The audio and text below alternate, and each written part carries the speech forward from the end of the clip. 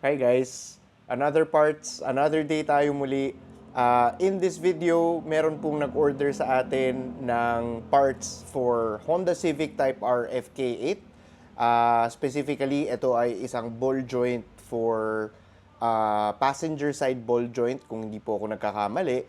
And medyo hinahanap to sa atin ng quite some time na, pero ngayon lang tayo nakakuha from our supplier sa Honda planta mismo. So, pakita ko sa inyo yung product para makita ninyong lahat kung anong itsura ng ball joint ng FK8 Type R Civic.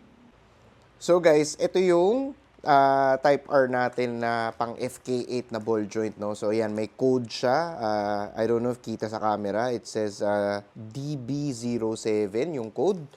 Tapos yan yung buong ano niya.